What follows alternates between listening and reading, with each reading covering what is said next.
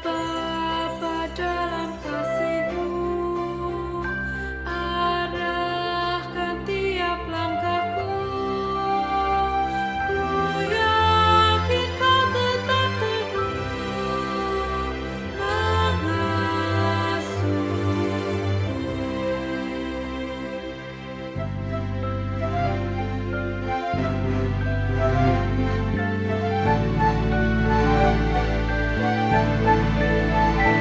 Ya Bapa, atas kasih-Mu yang selalu menaungiku, ku naikkan terima kasih-Ku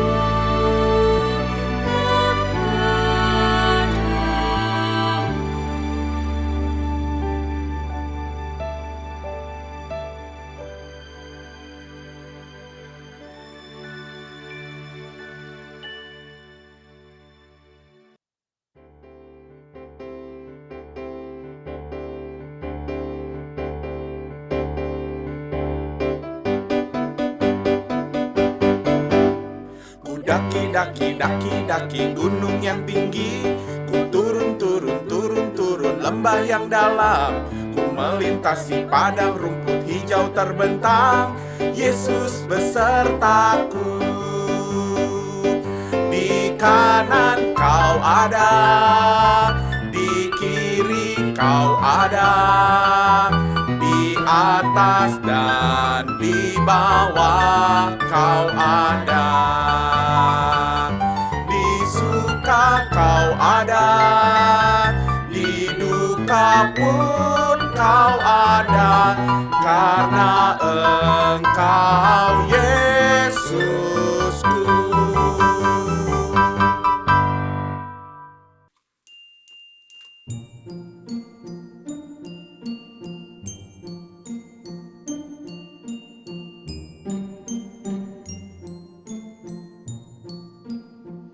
Bila ku lihat bintang gemerlapan dan bunyi guru riuh ku dengar, ya Tuhanku, tak putus aku heran melihat ciptaan-Mu yang besar. Maka jiwaku pun memuji-Mu, sungguh besar Kau Allahku. Maka jiwaku pun memuji-Mu, sungguh besar Kau Allahku.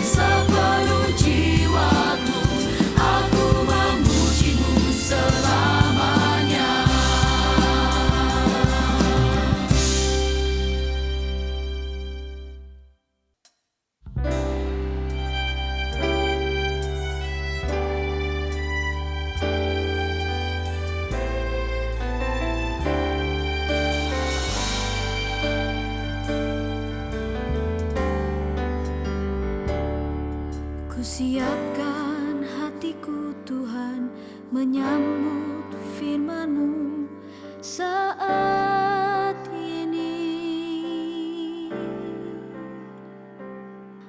Aku sujud menyembah Engkau dalam hadirat-Mu saat ini.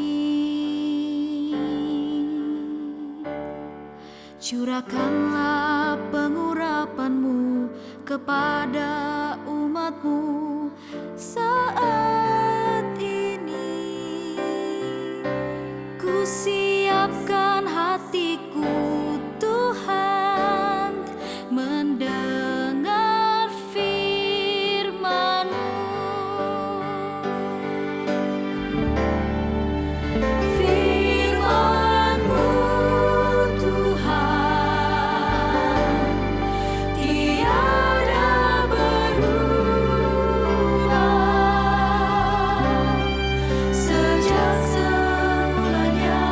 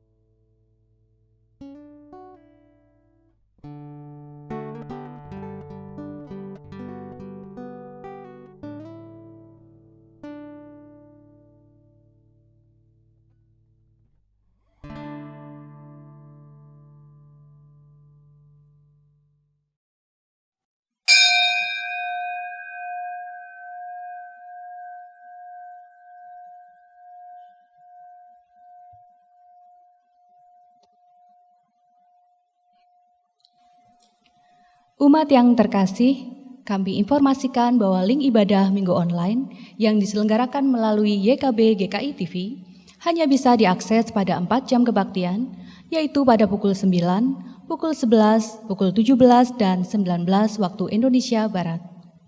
Meskipun secara virtual, namun kita tetap dapat mewujudkan aspek persekutuan dengan beribadah bersama dalam waktu yang sama. Demikian warta pada hari ini. Mari kita persiapkan diri untuk memulai ibadah kita dengan bersaat teduh.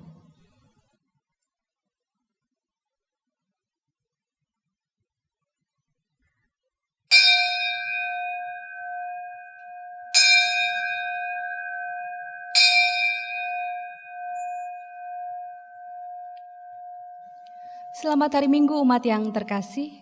Marilah kita datang ke hadapan Allah dengan hati penuh syukur.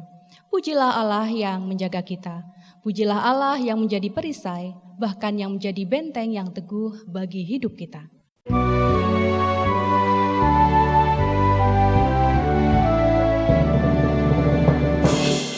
Allahmu benteng yang teguh, perisai dan senjata.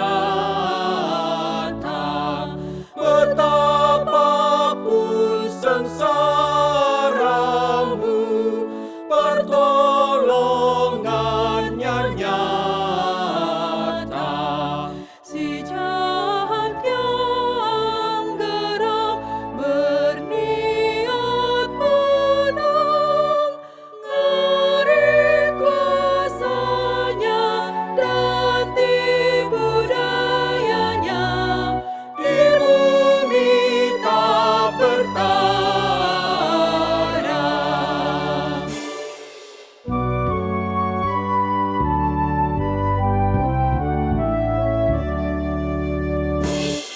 Dengan tenaga yang fana, niscaya kita kalah. Pahlawan kita Dialah yang diurapi Allah. siapa namanya, Kristus mulia, Tuhan Esa, Panglima semesta, Niscaya Ia jaya.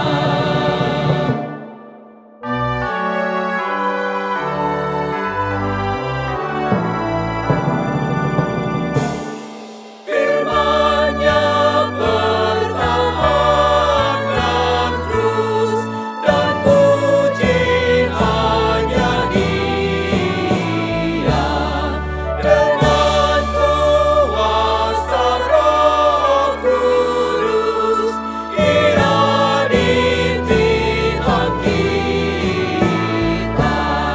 Kendati hidupmu diambil setrum, pun harta benda akhirnya kitalah yang punya kerajaan.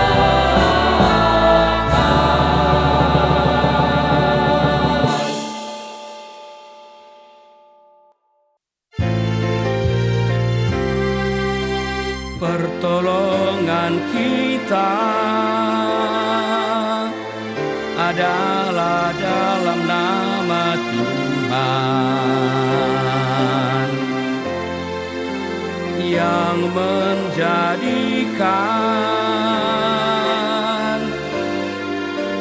langit dan bumi.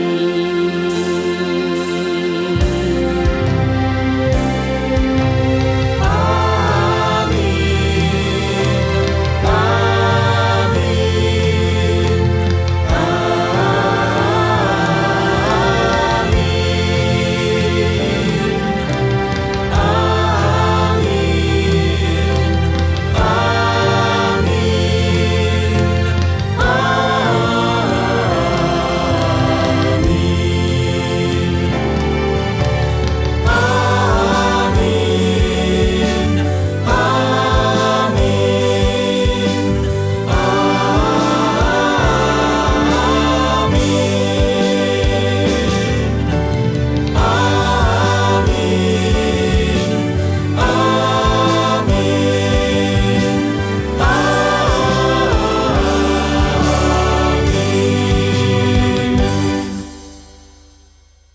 Tuhan beserta saudara.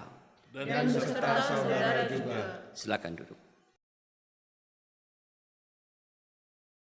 Umat yang terkasih di dalam Tuhan, dalam perayaan bulan keluarga selama 1 bulan ini, firman Tuhan mengingatkan kita kembali pada nilai-nilai kekristenan yang perlu ditumbuhkan di tengah-tengah keluarga. Mulai dari kerendahan hati sebagai hamba, hati yang dipenuhi ungkapan syukur, iman yang bertahan untuk menghadapi pergumulan, dan juga keyakinan untuk terus percaya pada pertolongan Tuhan. Nilai-nilai yang ditumbuhkan tidak hanya membuat keluarga semakin kokoh, tetapi juga mentransformasi setiap keluarga untuk memiliki hidup yang berdampak baik bagi setiap anggotanya maupun bagi sesama dan dunia. Apakah kita siap menghadirkan diri sebagai anggota keluarga yang berdampak? Apakah kita siap mentransformasi keluarga kita menjadi keluarga yang semakin menjadi berkat? Mari bersatu di dalam doa.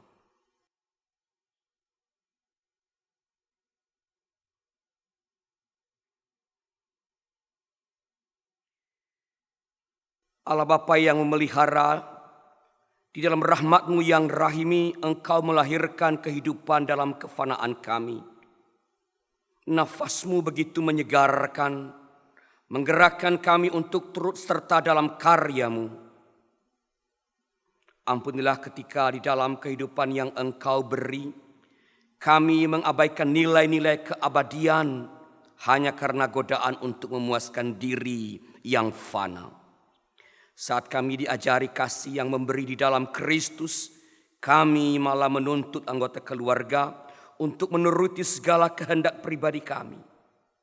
Saat kami diajari pengampunan di dalam Kristus, kami malah gagal mengampuni keterbatasan keluarga, bahkan menyimpan luka di dalam diri kami. Saat kami dituntut untuk hadir di tengah keluarga, kami malah tenggelam dalam kesibukan dengan alasan karir dan pengembangan diri. Bagaikan sapaan Kristus pada Zakheus, kiranya sapaan-Mu pun mengubah hidup kami agar kami dapat hadir sebagai anggota keluarga yang memiliki hidup berdampak dan menjadi saluran berkat bagi setiap kawan, lawan, dan siapapun. Di dalam nama Tuhan Yesus Kristus kami berdoa. Amin.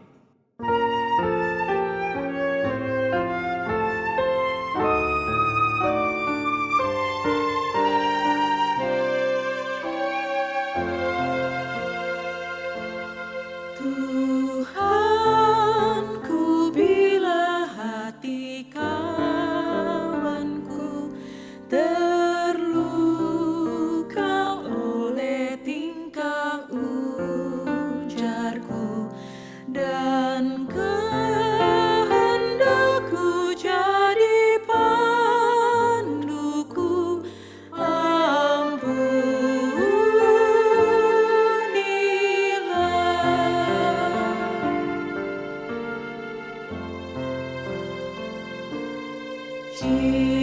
jikalau tuturku tak sebenar dan aku tolak orang berkesan, pikiran dan tuturku bercela, ampunilah.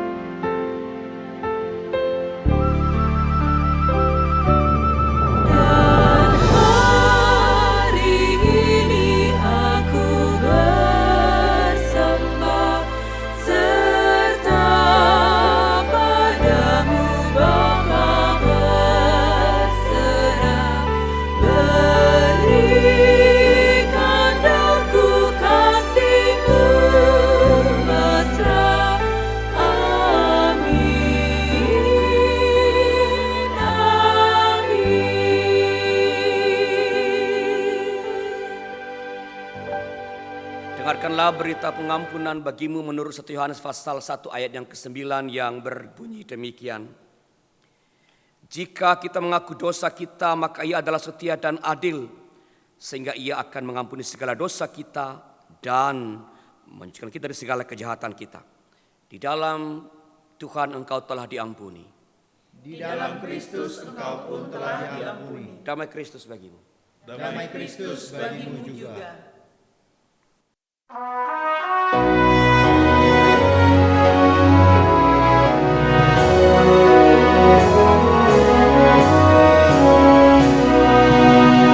Berbahagia tiap rumah tangga di mana kaulah tamu yang tetap dan merasakan tiap sukacita tanpa Tuhan yang tiada lengkap. Di mana hati girang menyambutmu dan memandangmu dengan berseri. Tiap anggota menanti sabdamu dan taat akan firman yang kau beri.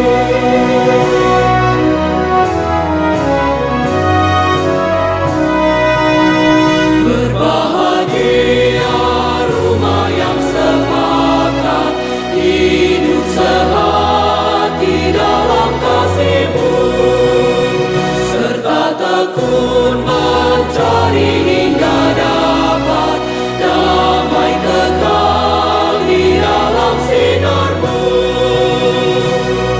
Di mana suka duka kan dibagi, ikatan kasih semakin teguh. Di luar Tuhan tidak ada lagi yang dapat memberi berkat penuh.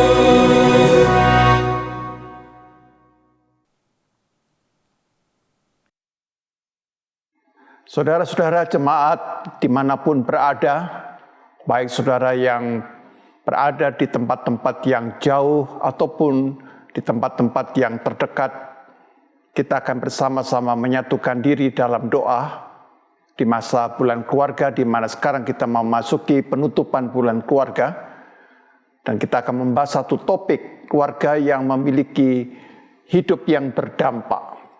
Saudara-saudara, mari kita datang kepada Tuhan.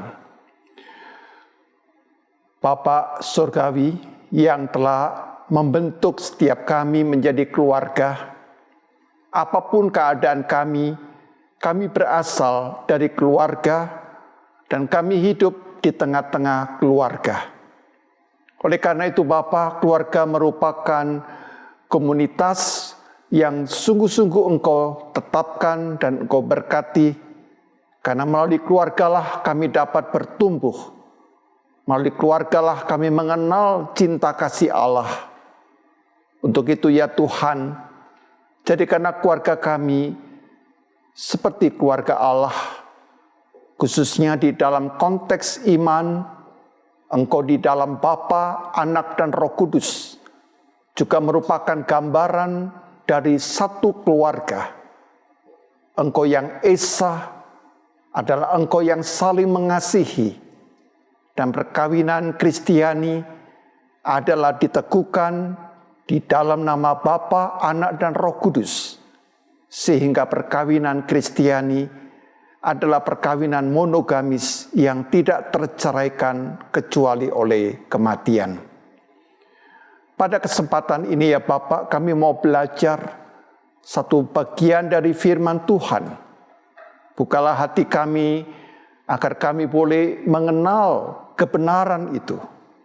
Berikan kepada kami Roh Kudus Allah, sehingga kami dapat menjadi pelaku-pelaku firman Tuhan yang setia.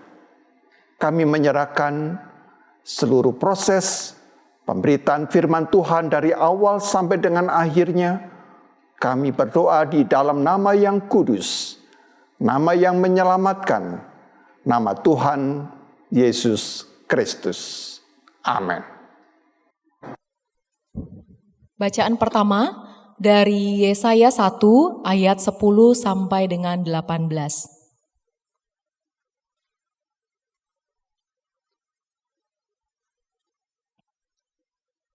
Dengarlah firman Tuhan, hai pemimpin-pemimpin manusia Sodom.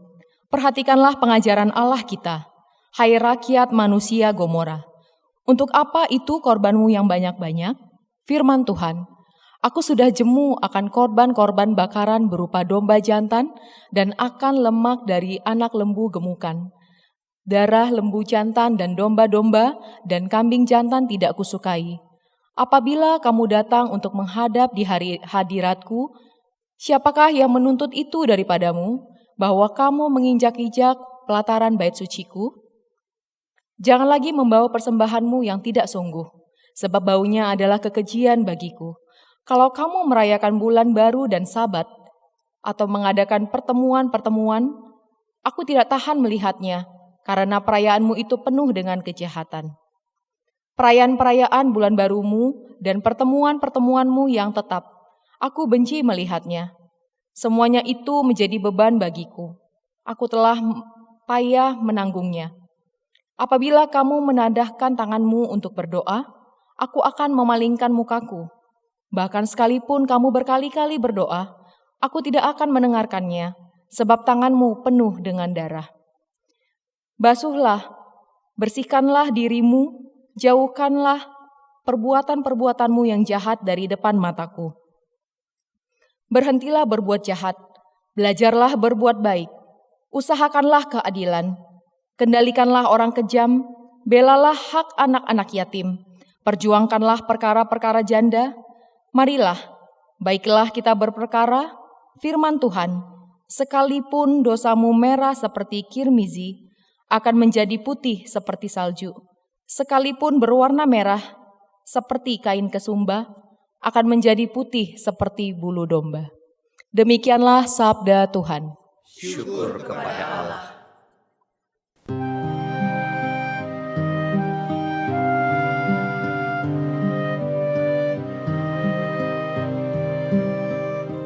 Kau perlindunganku, Kau jaga hidupku dari kesesakan, sehingga ku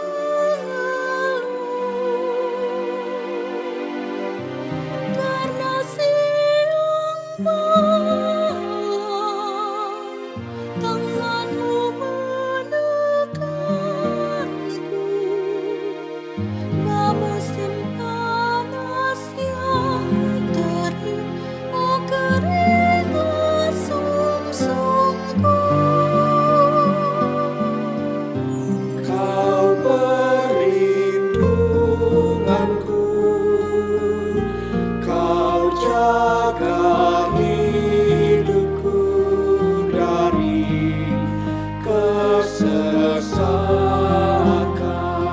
sehingga ku lepas dan bersoraklah.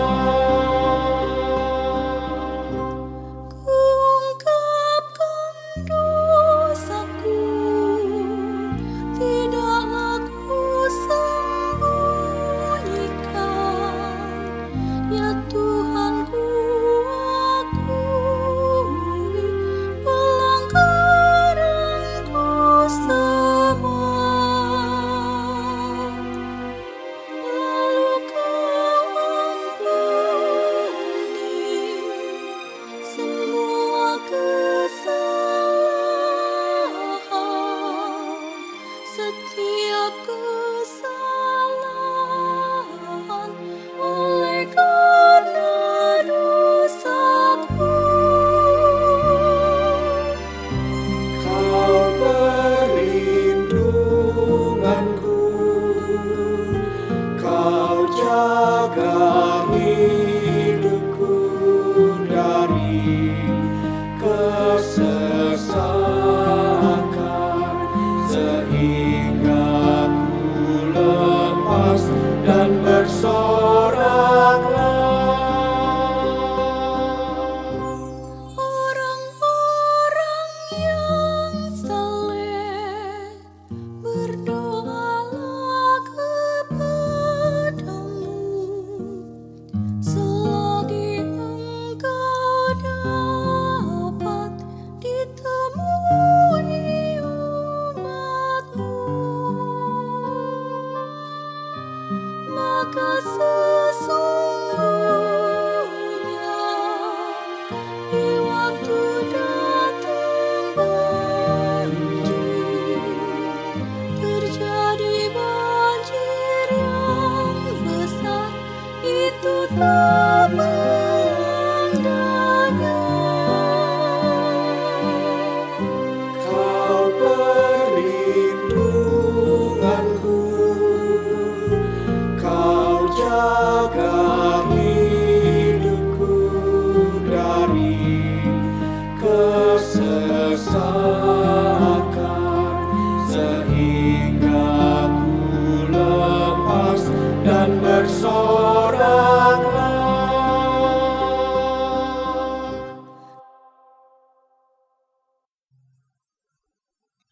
Bacaan kedua dari surat 2 Tesalonika 1 ayat 1 sampai 4 dilanjutkan ayat 11 sampai 12. Dari Paulus, Silwanus dan Timotius kepada jemaat orang-orang Tesalonika di dalam Allah Bapa kita dan di dalam Tuhan Yesus Kristus. Kasih karunia dan damai sejahtera dari Allah Bapa kita dan dari Tuhan Yesus Kristus menyertai kamu. Kami wajib selalu mengucap syukur kepada Allah karena kamu, saudara-saudara.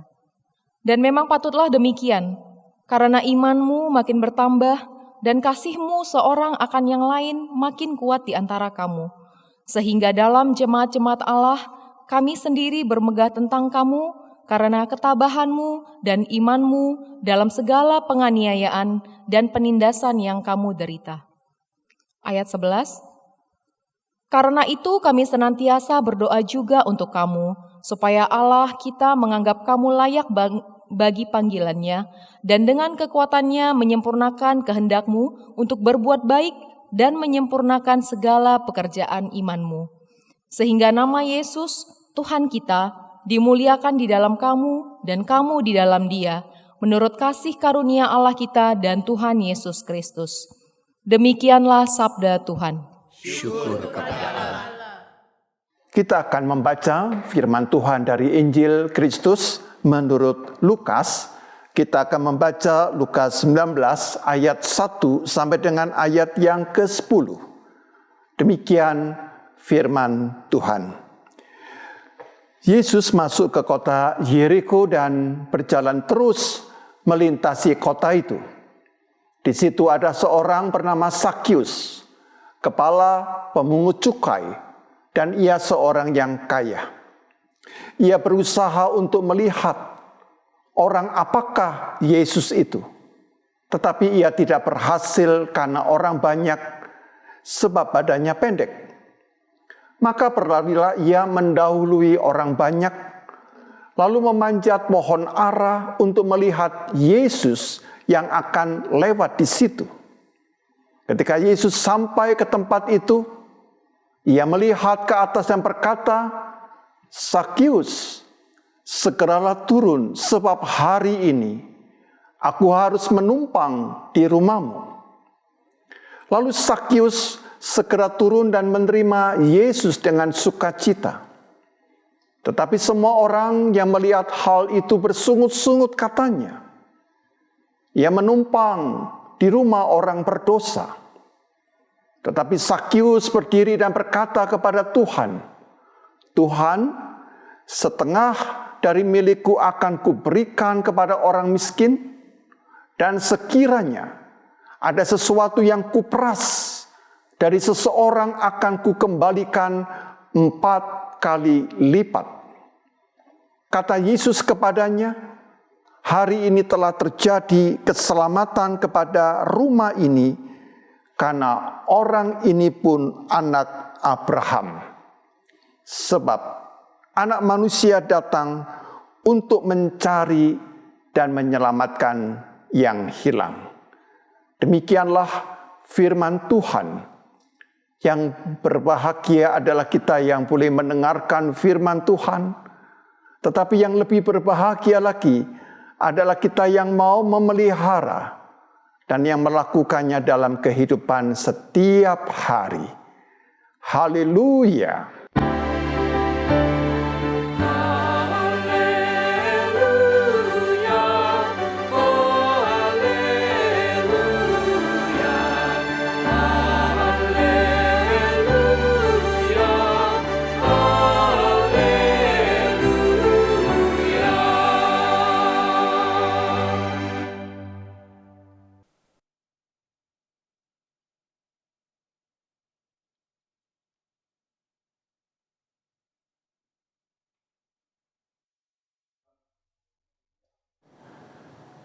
Saudara-saudara, jemaat yang dikasihi oleh Tuhan, profesi seorang pemungut cukai pada zaman Yesus itu dibenci oleh banyak orang.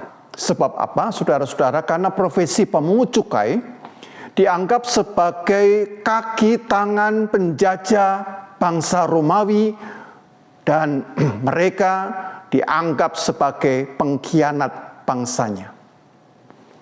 Hal ini bisa dimengerti saudara-saudara karena apa? Karena pemungut cukai itu dalam praktek menggunakan kekuatan tentara Romawi untuk menekan orang-orang yang membayar pajak. Dan kita tahu bahwa orang bangsa Romawi itu mengenakan pajak bukan kepada bangsa Romawi.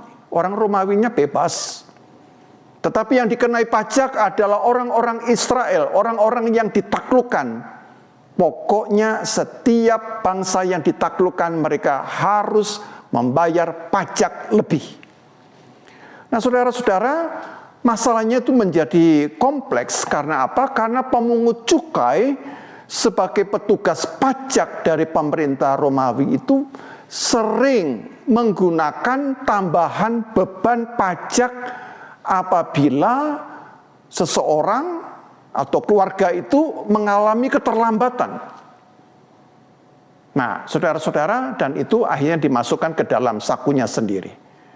Nah, karena itu dengan kondisi seperti ini, secara sosial ekonomi para pemungut cukai itu memang tidak ada yang kekurangan. Mereka semuanya kaya raya.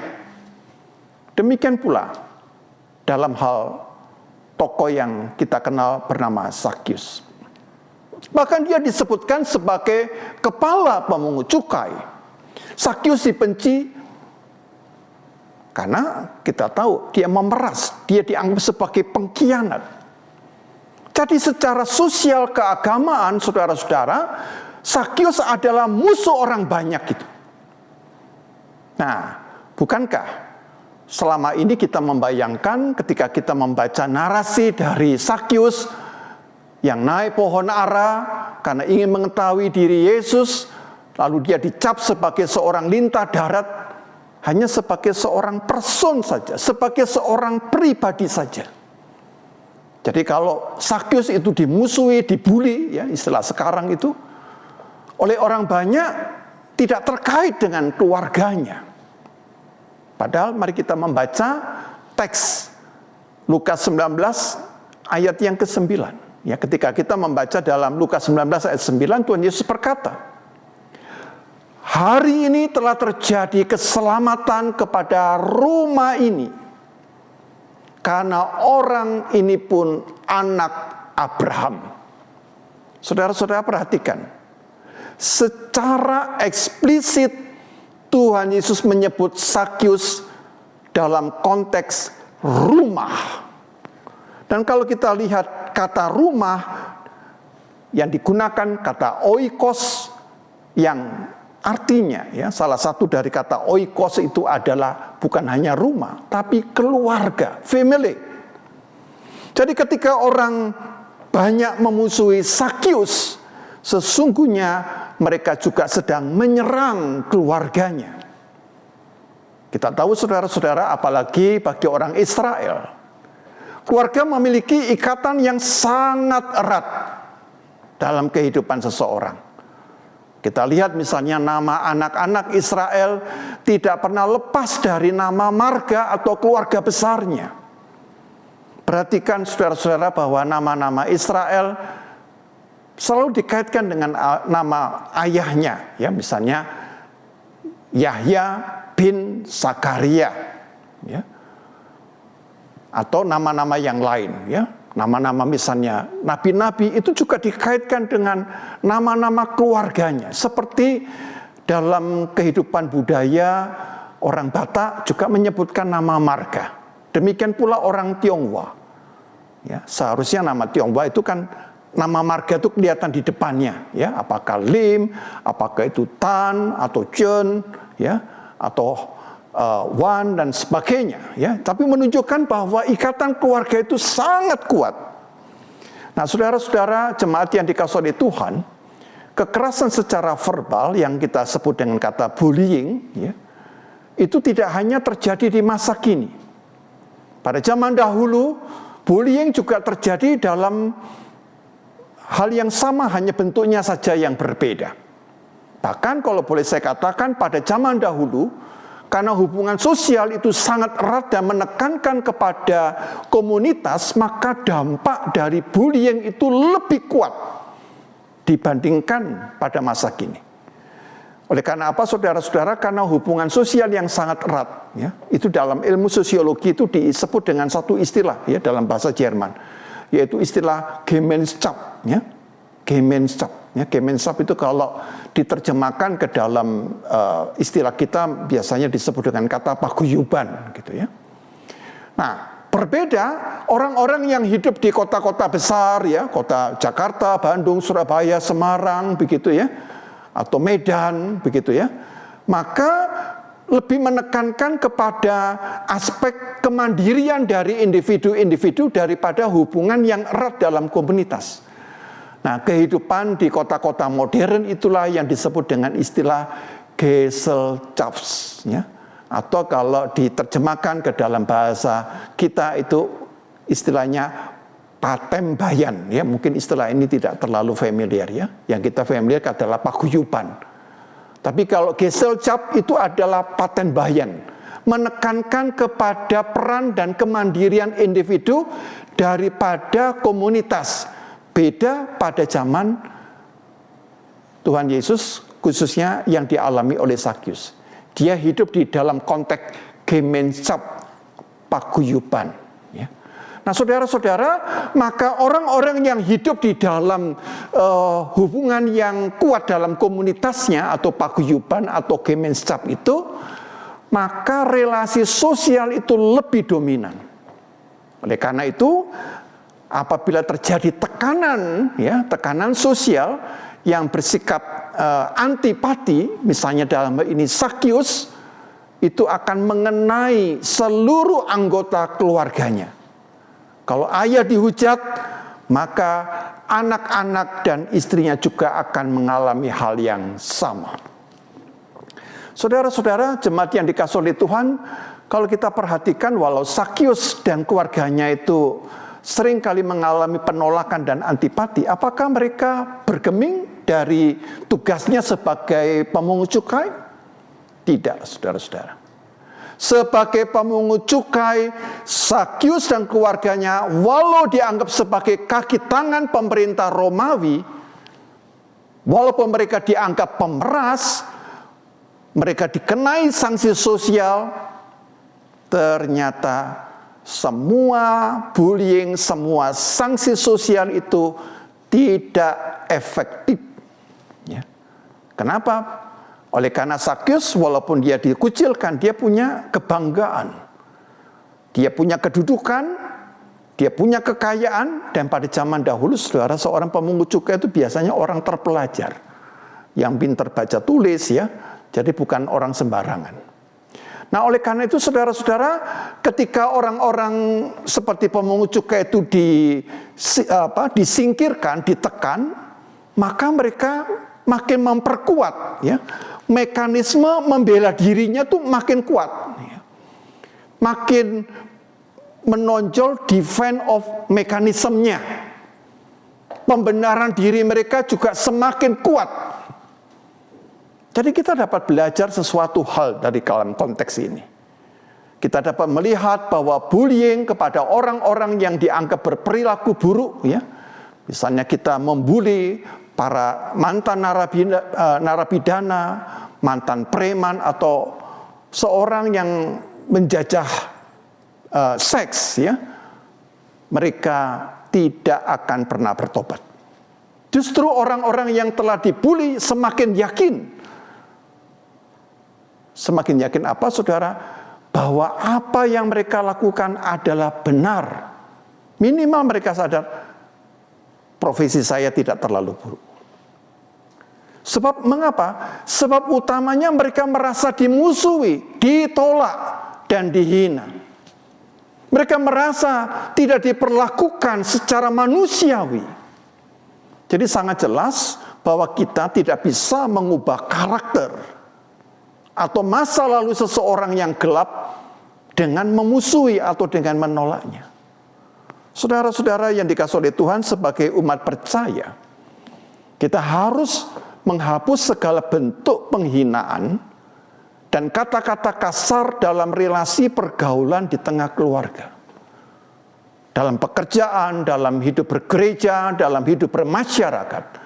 Jadi kita harus memastikan bahwa di dalam setiap keluarga kita tidak ada perilaku yang merendahkan, menghina, dan melukai orang lain.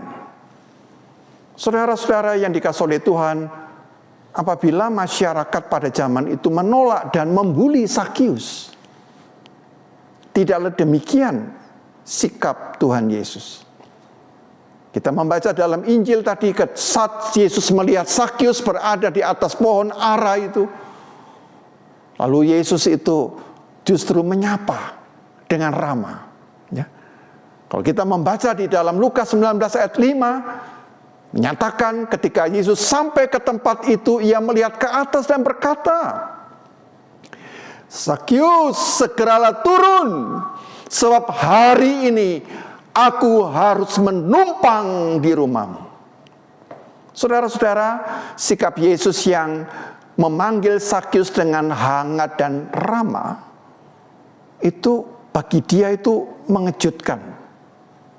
Lebih daripada itu, Yesus, apalagi dia mengatakan, ya, Tuhan Yesus mengatakan bahwa dia ingin datang ke rumah Sakyus. Keterkejutan yang dialami oleh Sakyus terjadi karena apa? Karena tokoh Yesus itu sangat populer sekali. Seorang yang begitu berkarisma, seorang yang begitu berwibawa. Tetapi orang yang istimewa ini memperlakukan Sakyus dengan penuh kasih. Yesus yang begitu dihormati oleh banyak orang dan tokoh, justru yang mengagumkan, mengesankan dalam diri Sakyus adalah dia berkata mau berkunjung dan menginap di rumah Sakyus. Saudara-saudara, berkunjung dan menumpang di rumah adalah tindakan yang personal. Ya, pasti ya, kita juga ngalami itu. Kalau kita diizinkan tinggal di rumah seseorang, itu berarti ada sesuatu yang personal di dalam relasi kita dengan dia.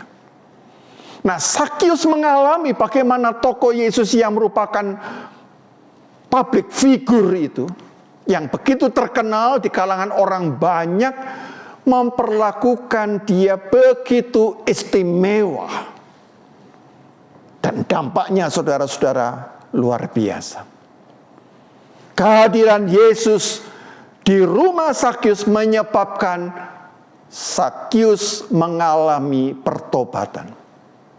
Sakyus mengalami dan menemukan perspektif yang baru dalam memahami iman dan kerohaniannya, dalam kaitannya dengan pekerjaannya, dengan profesinya, termasuk juga dengan orang-orang yang pernah dirugikan.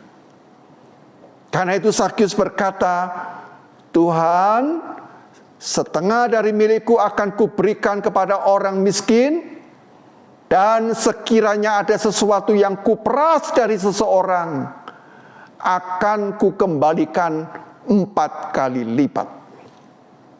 Saudara-saudara, pertobatan Sakyus dinyatakan dengan memberi persembahan dari separuh kekayaannya dan pemberian kompensasi kepada orang-orang yang pernah dia rampas, dan dia kembalikan 400%. Kita melihat perubahan drastis terjadi dalam kehidupan Sakyus, kepala pemungut cukai. Saudara-saudara, hal yang sama juga terjadi dalam kehidupan kita. Anggota keluarga akan mengalami dampak yang transformatif saat para orang tua dalam relasi sehari-hari memperlakukan anak-anaknya dengan hangat dan personal. Saya juga sebagai pengamat, saudara-saudara, dan ada 2 buku yang saya tulis tentang remaja dan anak-anak, ya. Itu kalau saya perhatikan dalam penelitian yang saya lakukan, fenomena anak-anak yang bermasalah, yang asosial, yang kriminal, itu ternyata latar belakangnya adalah apa? Karena mereka tidak mengalami sapaan yang hangat dari para orang tuanya. Mereka merasakan relasi keluarga yang begitu anonim, ya, anonim itu tidak jelas. Hubungan yang terlalu formal dan sapaan-sapaan yang hanya basa-basi belaka. Anak-anak tidak bisa mengungkapkan isi hatinya yang terdalam. Bahkan kadang-kadang terjadi satu keluhan ketika saya melakukan konseling. Anak-anak ini ketika menyatakan isi hati yang tidak sesuai dengan orang tuanya, anak-anak ini mendapatkan teguran dan omelan dari orang tuanya, omelan yang sangat melukai. Saudara-saudara, para orang tua di masa kini sering kehilangan kemampuan berempati kepada anak-anaknya. Bahwa kita harus bekerja, kita harus menyiapkan segala kaitannya dengan berbagai kebutuhan di masa depan, itu sangat baik. Tetapi masalahnya ketika kita kemudian terjebak oleh pekerjaan, oleh prestise dan hobi media sosial, ya, kita sibuk, ya, bermain medsos atau chatting, daripada memberi hati dan waktu untuk bercengkerama dengan anggota keluarga, yaitu anak-anaknya, maka saudara, anak-anak ini lalu melakukan pelarian, dia kompensasi, ya, dan akhirnya pelariannya liar sekali, terseret oleh narkoba, oleh kemabukan, oleh free sex, oleh dunia malam dan sebagainya. Saudara-saudara, maka kita bisa melihat bahwa kurangnya komunikasi, hubungan yang serba kaku, dan sikap yang mudah mencela, membuli, bukan saja mendorong anak-anak bertumbuh dalam pelarian yang duniawi, tetapi juga membentuk karakter mereka. Mereka menjadi pribadi yang asosial, yang cenderung berlaku kejam. Lalu kalau mereka kelak menjadi dewasa dan menjadi seorang pemimpin, maka mereka cenderung berlaku sewenang-wenang. Mereka bisa kejam dan tidak adil. Nah, saudara-saudara, di dalam ilmu jiwa ya, dalam psikologi itu dikenal ya, bahwa orang-orang yang mengalami trauma-trauma seperti ini bisa artinya kemungkinan tidak, tapi kemungkinan besarnya terjadi, mengalami apa yang disebut dengan split of personality ya. Jadi kepribadian yang terpecah. Sehingga di dalam diri mereka itu ada dua pribadi dan mereka cenderung bisa bersikap mendua, ambivalen. Nah, bahaya sekali ketika ini terjadi di dalam kehidupan keluarga dan gereja. Ya, di satu sisi mereka bisa sangat religius, tetapi dari pekerjaan mereka bisa berlaku kejam terhadap karyawan. Saudara-saudara, kondisi split of personality itu menyebabkan juga satu hal yang berbahaya sekali, yaitu orang menjadi munafik, hipokrit. Sakyus yang lama pernah bersikap seperti itu. Sakyus yang belum mengalami pertobatan atau pembaruan hidup. Nah, saudara-saudara jemaat yang dikasihi oleh Tuhan, pesan Injil dalam kisah Sakyus memberitakan bahwa pertobatan itu harus dinyatakan dengan memberlakukan keadilan kepada orang-orang yang pernah ia rampas. Pertobatan barulah bermakna apabila dinyatakan dalam pembaruan hidup, yaitu keadilan. Saudara-saudara, di hadapan Tuhan, mungkin kita bisa nangis-nangis, kita bisa mengeluarkan air mata, tapi bisa dianggap tidak bertobat apabila itu hanya sebatas penyesalan. Sebab penyesalan kita tahu sebatas ekspresi emosi, tetapi belum merupakan wujud dari kehidupan yang dibaharui. Jadi tidaklah cukup kita merasa bersalah, guilty feeling, ya. Karena makna pertobatan kita tahu ya, pertobatan dari kata metanoia, artinya apa? Perubahan orientasi dan perilaku kehidupan secara radikal. Yaitu kehidupan yang duniawi diubah menjadi kehidupan yang benar di hadapan Allah. Oleh karena itu, saudara-saudara, pertobatan bukan sekadar ungkapan personal dalam suatu ritus keagamaan, tetapi pembaharuan dalam cara pandang, dalam tutur kata, dalam tindakan, sehingga kehidupan orang ini menjadi kehadiran yang mendatangkan berkat bagi sesamanya. Kalau kita membaca Yesaya 1 ayat 13 ya, itu kita merasakan ya, Allah ternyata memberikan teguran keras ya, kepada orang-orang yang hipokrit, orang-orang yang munafik, orang-orang yang mendua.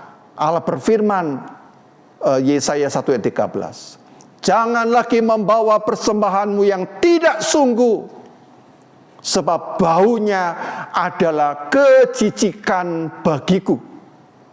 Kalau kamu merayakan bulan baru dan sabat atau mengadakan pertemuan-pertemuan, aku tidak tahan melihatnya karena perayaanmu itu penuh kejahatan.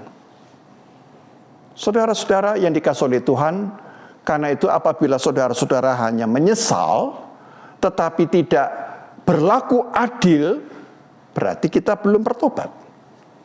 Maka akibatnya doa, pelayanan, persembahan saudara tidak punya dampak apa-apa. Tidak akan didengar, apalagi diterima oleh Tuhan.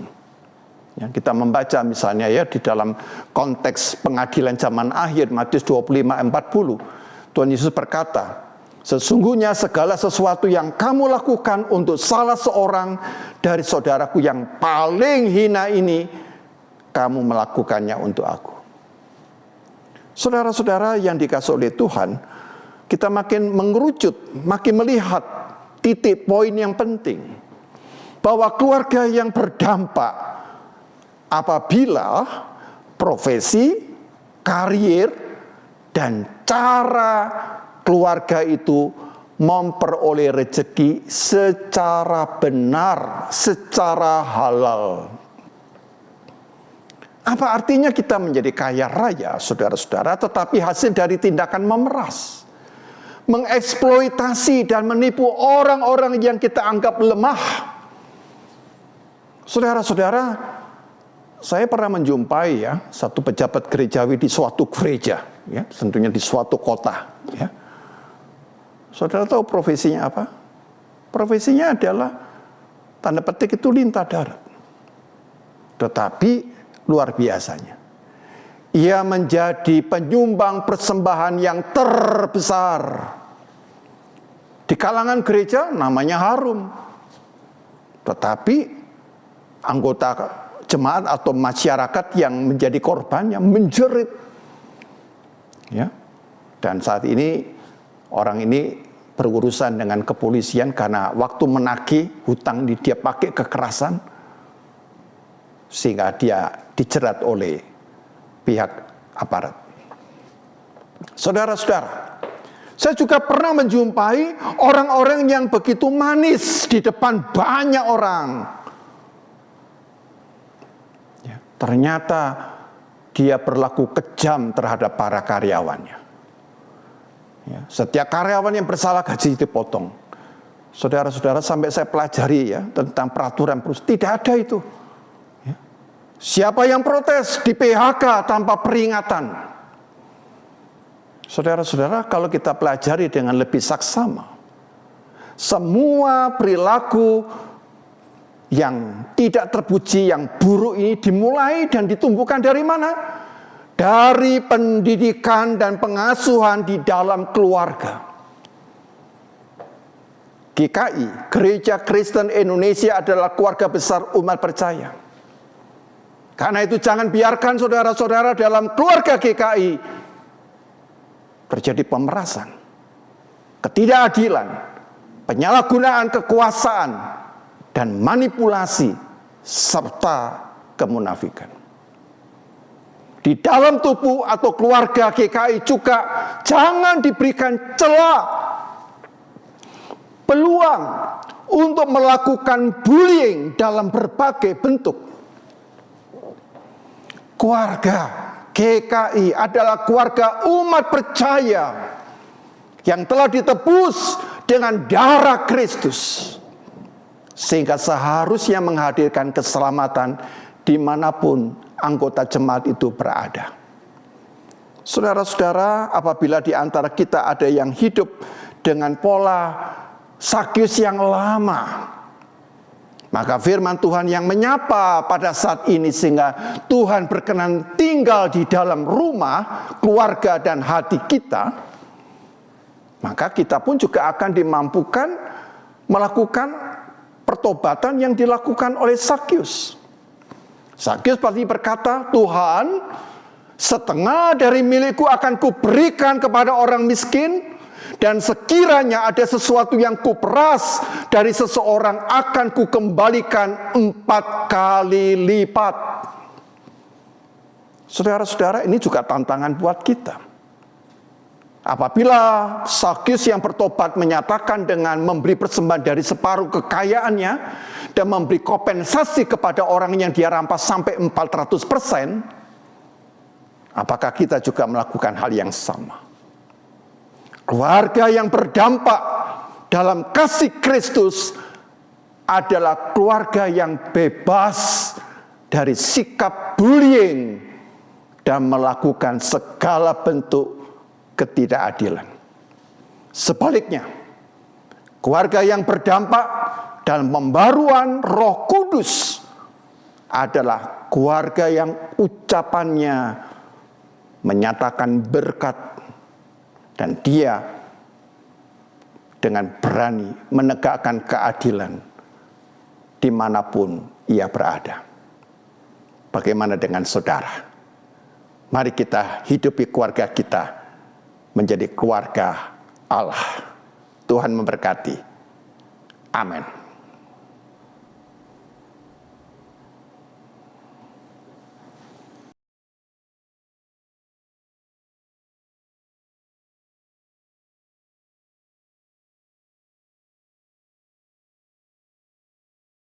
Marilah kita bersama dengan umat Allah di masa lalu masa kini, dan masa depan, mengingat janji baptisan kita dengan mengikrarkan pengakuan iman rasuli.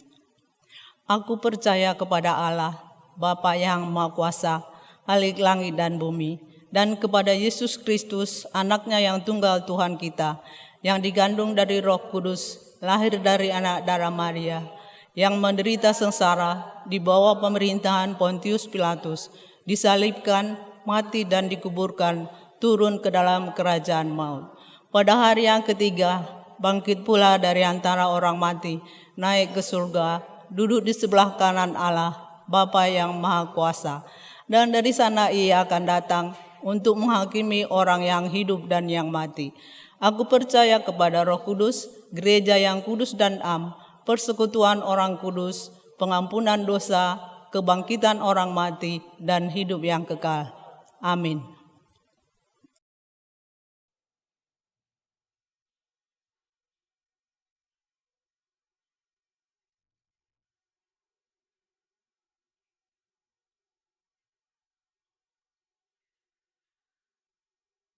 Mari kita berdoa.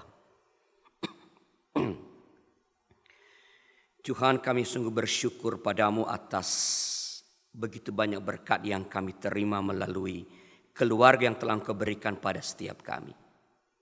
Kekuatan, cinta kasih, pengertian saat gagal, dukungan saat tidak berhasil. Kami alami dalam keluarga kami dan kami percaya itu adalah anugerah Tuhan bagi kami.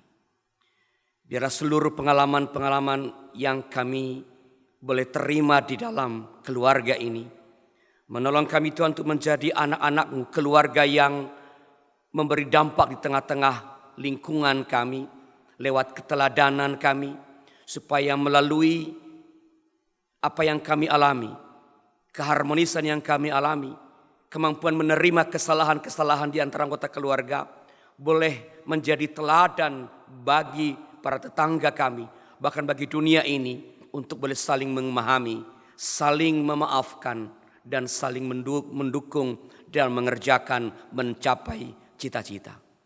Terima kasih Tuhan atas keluarga yang telah Engkau berikan kepada setiap kami. Kami berdoa bagi negeri kami.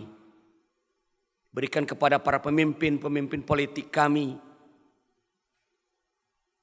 kemampuan untuk membebaskan diri dari ego, dari pementingan diri sendiri, pementingan kelompok sendiri yang bertahun-tahun telah merasuki sebagian dari para pemimpin kami. Sehingga yang mereka pikirkan hanya kekuasaan dan kekuasaan. Ajar mereka untuk boleh mengerti bahwa kepercayaan yang Tuhan berikan kepada mereka, entah kini entah nanti, adalah dalam rangka mendatangkan kebaikan, keadilan bagi sebanyak-banyaknya rakyat Indonesia. Berikan kepada kami warga negeri ini kecerdasan, daya kritis untuk boleh melihat mana para pemimpin-pemimpin yang dapat kami percaya dan mana mereka yang hanya sekadar banyak berbicara, mengeluarkan pernyataan tanpa mengerjakan yang semestinya mereka kerjakan di tengah-tengah masyarakat. Memang Tuhan, pemilu masih jauh, tapi keadaan politik cenderung memanas pada hari-hari ini karena para pemimpin politik saling menuduh, saling melancarkan serangan-serangan untuk melemahkan yang lain dan mengangkat diri semakin tinggi. Ajar kami warga negeri ini untuk sekali lagi bersikap cerdas, memakai akal sehat kami untuk menilai mereka, sehingga pada waktunya kelak kami sungguh-sungguh menjadi warga negara yang cerdas dalam menentukan pilihan, dalam memberikan dukungan. Kami berdoa bagi anak-anak muda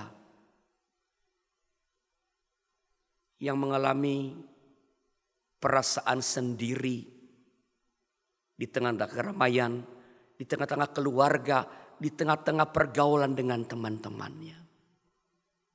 Engkau tolong para anak-anak muda kami Tuhan. Mereka boleh datang kepada Tuhan untuk menolong mereka menyadari bahwa mereka tak pernah sendirian dalam hidup ini. Ada Tuhan yang terus menemani mereka. Ada Tuhan yang menjadi sahabat bagi mereka. Berikan kepada keluarga, utamanya para orang tua kepekaan, untuk memahami jiwa anak-anak mereka, anak-anak yang mereka cintai itu, supaya mereka boleh hadir bersama-sama dalam hidup anak-anak muda ini, sehingga mereka tak merasa sendirian untuk menjalani kehidupan, mengalami pergumulan-pergumulan dalam pergaulan, dalam studi, dalam pekerjaan yang mungkin semakin sulit mereka rasakan. Biarlah para orang tua boleh semakin memberi waktu yang memadai untuk mengenali, memahami anak-anak mereka beserta dengan pergumulan-pergumulan dan merayakan bersama kegembiraan mereka. Berkatilah gereja-Mu Tuhan dalam mengabarkan Injil Kerajaan Allah. Berikan terus semangat bagi gereja Tuhan untuk mengabarkan Injil dengan berbagai macam cara lewat media yang begitu tersedia dengan sangat mudah pada saat ini. Supaya dengan itu nama Tuhan terus dimuliakan dan semakin banyak orang yang mengenal Engkau dan percaya bahwa Engkau adalah Tuhan yang memberi diri, yang mencintai dunia ini dan menyelamatkan dunia ini. Terima kasih Tuhan. Inilah doa kami, jauh dari sempurna, sempurnakanlah karena kami naikkan kepadamu dalam nama anak Tuhan kami Yesus yang telah mengajarkan kami berdoa.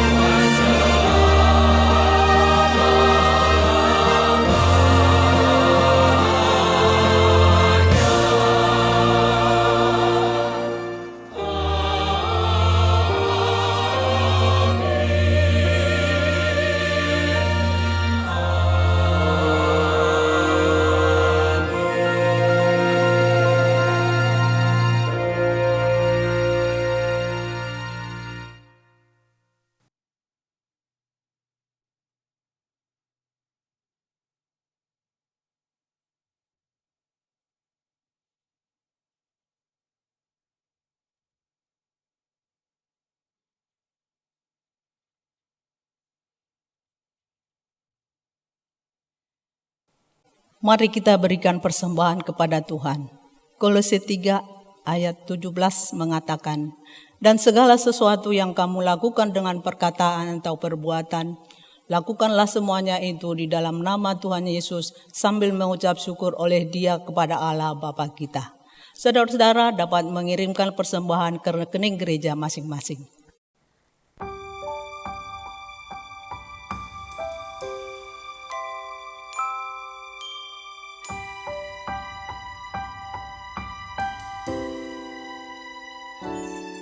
Kau cintai aku tanpa batas.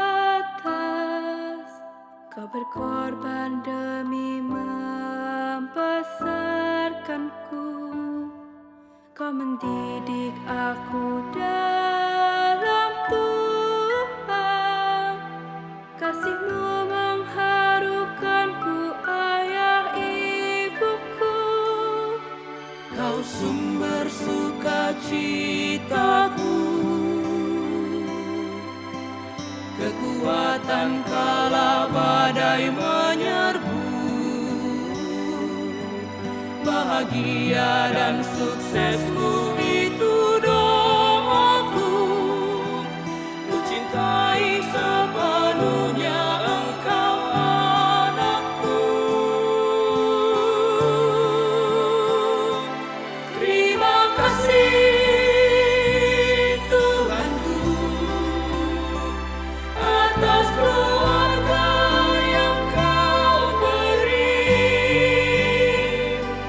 Di dalamnya aku belajar mengampuni, mengasihi dan melayani.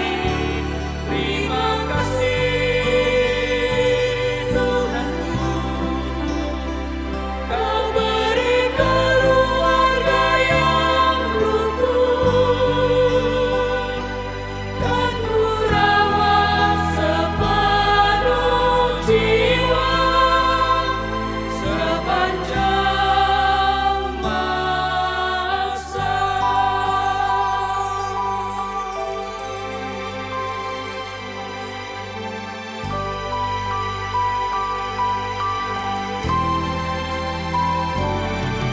Kau cintai aku tanpa batas.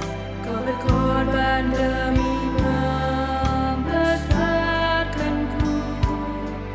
Kau mendidik aku dalam Tuhan. Kasih-Mu mengharukanku, ayah ibuku. Kau sumber sukacitaku,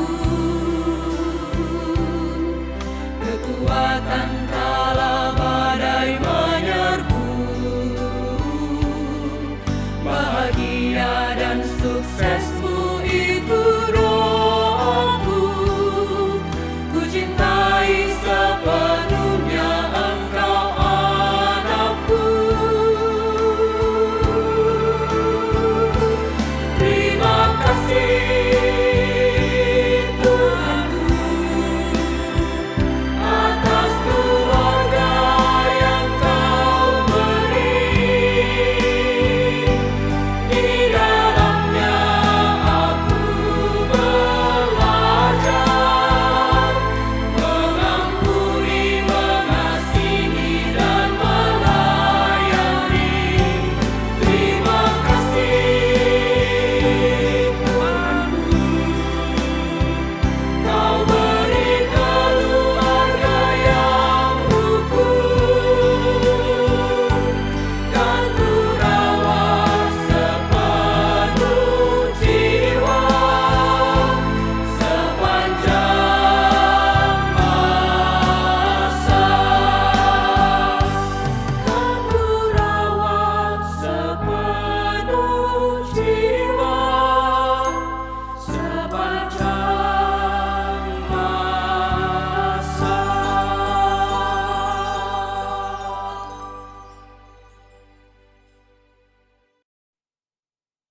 Mari kita berdoa.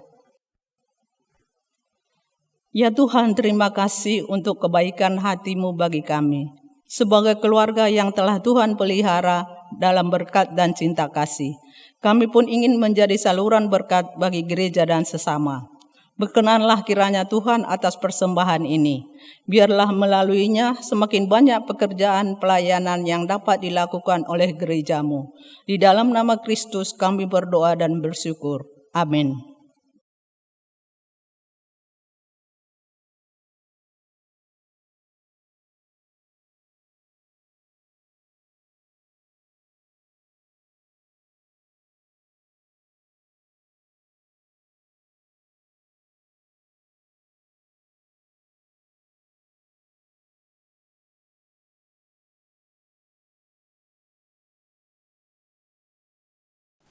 Umat Tuhan, perjumpaan kita dengan Allah yang hidup sudah semestinya mengubah hidup kita menjadi pribadi dan keluarga yang semakin berdampak bagi siapapun yang ada di dunia ini. Maka siapkanlah selalu dirimu seutuhnya untuk menjadi jalan berkat bagi Tuhan.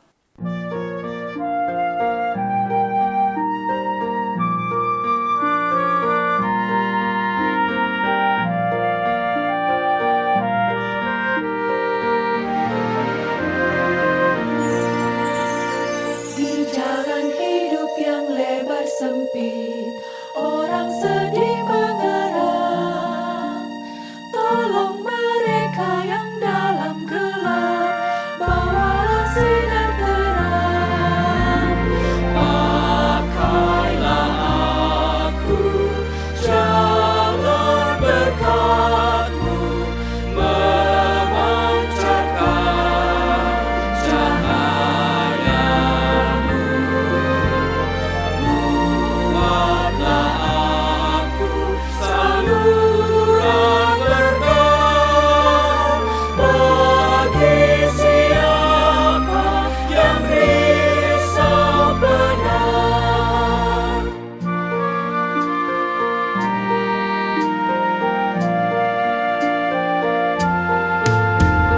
Wartakan Kristus dengan kasih-Nya, pengampunan-Nya penuh. Orang kan datang apabila engkau menjadi saksi teguh. Pakailah aku, jalur berkat-Mu, memancarkan cahaya-Mu. Buatlah aku saluran berkat bagi siapa yang risau benar. Saudara-saudara, arahkanlah hatimu kepada Tuhan. Kami mengarahkan hati kami kepada Tuhan. Jadilah saksi Kristus. Syukur kepada Allah, Terpujilah Tuhan. kini dan selamanya. Terimalah berkat Tuhan.